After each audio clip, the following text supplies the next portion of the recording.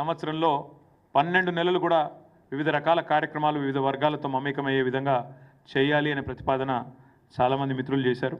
కాబట్టి దాన్ని కూడా తప్పకుండా చాలా విస్తృతంగా చేపడతాం. సభ్యత్వ నమోదు కార్యక్రమం పార్టీ యొక్క గ్రామ కమిటీలు, వార్డు కమిటీలు, మండల కమిటీలు, పట్టణ కమిటీలు, జిల్లా మరియు రాష్ట్ర కమిటీ, తర్వాత అక్టోబర్ మాసానికి వచ్చేసరికి మా పార్టీ యొక్క రాష్ట్ర అధ్యక్ష పదవి ఎంపిక ఇవన్నీ కూడా ఈ సంవత్సరమే జరగబోతా ఉన్నాయి. కాబట్టి ఒకవైపు రజతోత్సవ సంబురాలు, మరొక వైపు పార్టీ నిర్మాణం, ఇంకోవైపు ప్రజా పోరాటాల మీద మరి సమాలోచనలు, ఇవన్నీ కూడా కేసీఆర్ గారు చాలా వివరంగా చెప్పారు. దాంతోపాటు మిత్రులు కొన్ని మంచి సూచనలు కూడా వచ్చినాయి.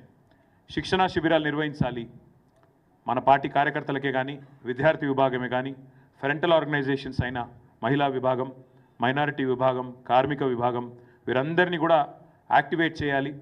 శిక్షణ కార్యక్రమాలు, సోషల్ మీడియా కమిటీలు ఇవన్నీ వేయాలని చెప్పి కూడా చాలామంది మిత్రులు సూచనలు చేసినారు.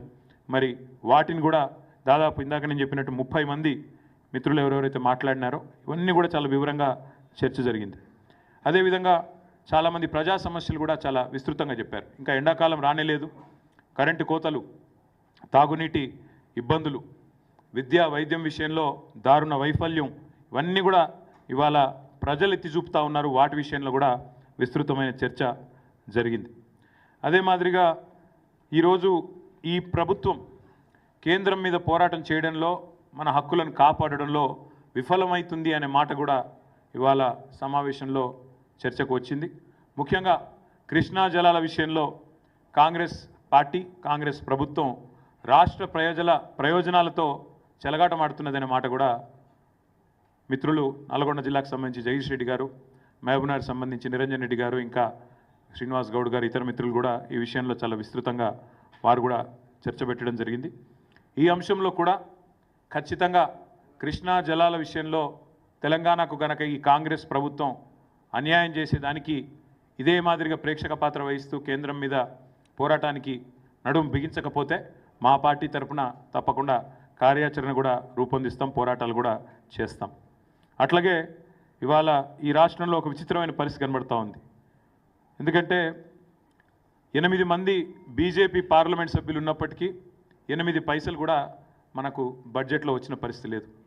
8 మంది బీజేపీ, 8 మంది కాంగ్రెస్, 2 పార్టీల ఎంపీలు ఉన్నప్పటికీ రాష్ట్రానికి దక్కింది మాత్రం గుండు సున్నా అనే విషయం కూడా చర్చకు వచ్చింది. ఏ రకంగా ఇవాళ ఆంధ్రప్రదేశ్లో 16 మంది ఎంపీలతో అక్కడ కేంద్రంలో భాగస్వాములుగా ఉన్న టీడీపీ వాళ్ళకి ఏ రకంగా లాభం జరుగుతున్నది, ఇవన్నీ కూడా చర్చకు వచ్చినాయి. ఏ రకంగా తెలంగాణ ప్రజలు కూడా తమ పాత్ర, బీఆర్ఎస్ అనే పార్టీ తమ ఇంటి పార్టీ ఢిల్లీలో ఉంటే ఖచ్చితంగా ఈ హక్కులను సాధించే దానిలో కానీ, పోరాటం చేసే దానిలో కానీ, కేంద్రం మెడలు వంచే దానిలో కానీ ఏ రకంగా గతంలో పోరాడింది మీరు చూసినారు.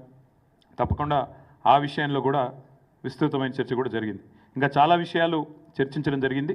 కానీ ముఖ్యంగా నేను చెప్పాలనుకున్నది ఈ మెంబర్షిప్ డ్రైవ్, సంస్థాగత నిర్మాణం ఈ సంవత్సరం ఉంటుంది, పార్టీ కమిటీల నిర్మాణం ఉంటుంది, బ్రహ్మాండంగా రజతోత్సవ సంబురాల నిర్వహణ ఉంటుంది, ప్రజా పోరాటాలు కూడా, ప్రజా సమస్యల మీద పోరాటాలు కూడా ఉంటాయి. మధ్యలో ఎన్నికలు వచ్చినాయనుకోండి, స్థానిక ఎన్నికలు, సాంస్థిక సంస్థల ఎన్నికలు వస్తే వాటిని కూడా, అందుకే this year is going to be very busy for BRS. It will be a very very busy year. వచ్చే ఏప్రిల్ 27 దాకా, అంటే 2026 ఏప్రిల్ 27 దాకా కూడా విస్తృతమైన కార్యక్రమాలు నిర్వహిస్తాం. సంస్థాగతంగా నిర్మాణం చేసుకుంటూనే మరి ముందుకు సాగుతాం. మిగతా విషయాలన్నీ కూడా రాబోయే 4-5 రోజుల్లో పెద్దలు కేసీఆర్ గారు నిర్ణయించిన తర్వాత కమిటీలు, వివిధ బృందాలు ఎవరెవరు ఏం పని చేయబోతూ ఉన్నారు, ఏ రకంగా ఈ రజతోత్సవ నిర్వహణలో పాల్పంచుకోబోతూ ఉన్నారు, సంస్థాగత నిర్మాణంలో ఏ రకంగా మరి ఎప్పుడు మెంబర్షిప్ డ్రైవ్ స్టార్ట్ చేస్తాం, ఇవన్నీ కూడా వివరంగా. అల్టిమేట్గా ఈ సమావేశంలో కేసీఆర్ గారు ఒకటే మాట చెప్పారు, అది చెప్పి నేను ముగిస్తాను. పార్టీలు గెలుస్తుంటాయి, ఓడిపోతుంటాయి. ప్రజాస్వామ్యంలో ప్రజలు గెలవాలి, తెలంగాణ సమాజం గెలవాలి. ఇది మా ఆలోచన విధానం. ఇది బీఆర్ఎస్ యొక్క ఈరోజు సమావేశం యొక్క సారాంశం. Thank you. వాళ్ళు అసెంబ్లీ పెట్టడానికి భయపడుతున్నారు బ్రదర్. ఇప్పుడు దాని గురించి అసెంబ్లీ పెడతానికి భయపడుతున్నారు కదా.